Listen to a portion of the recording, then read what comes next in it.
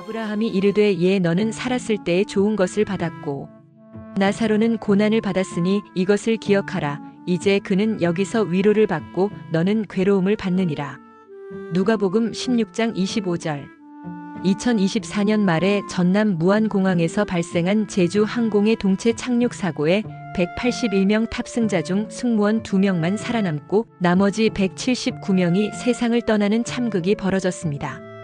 졸지의 비극적 소식을 들은 가족들은 말할 것도 없고 이웃 사람들 그리고 전국에서 수많은 사람들이 고인들이 안치된 장소에 와서 국화꽃을 놓고 고인의 명복을 빕니다.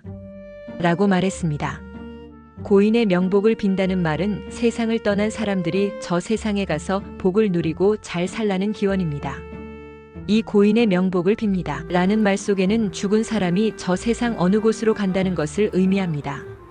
우리 믿는 사람들은 사람이 죽은 후 영원히 천국이나 지옥으로 간다고 믿지만 믿지 않는 사람들은 천국과 지옥은 믿지 않기 때문에 죽은 후 분명히 그 혼령이 어느 곳으로 갈 것이고 그곳에서 복을 누리며 살라고 기원하는 것입니다. 따라서 이 말을 하는 사람들은 죽은 후에 혼령이 어느 곳으로 간다는 사실을 믿고 있다는 것을 의미합니다. 공산주의자들이 얘기하는 것처럼 죽은 후에는 아무것도 없고 저 세상은 존재하지도 않는다고 주장하는 것과는 달리 명복을 비는 사람들은 분명히 저 세상이 있기 때문에 그 혼령이 저 세상 어느 곳으로 가서 복을 누리고 살라는 것입니다. 이 말은 자기들도 죽은 후에 저 세상 어느 곳으로 간다는 것을 전제하고 있는 것입니다. 예수님께서는 사람이 죽은 후에 어디로 가는지 분명히 보여주고 계십니다.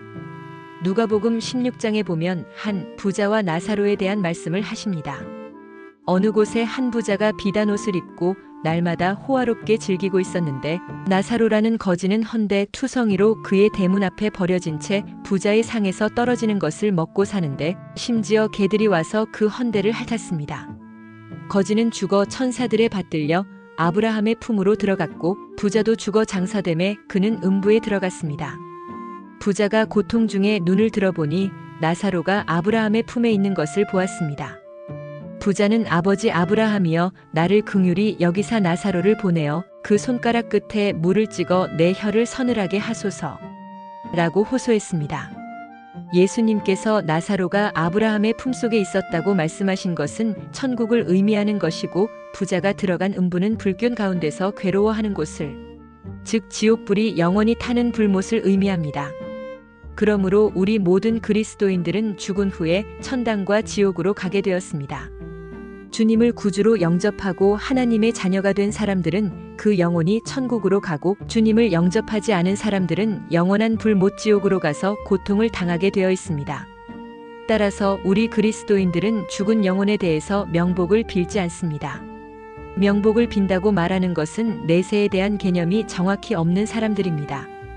상을 당한 집에 가는 것은 죽은 사람이나 죽은 영혼을 위해 가는 것이 아니라 슬픔을 당한 가족들을 위로하기 위함입니다. 우리는 내세에 대한 개념을 분명히 해야 합니다.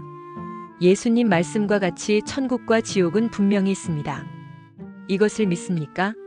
주말 잘 보내시고 월요일에 만납시다. 샬롬. 로스앤젤레스에서 김인수 교수.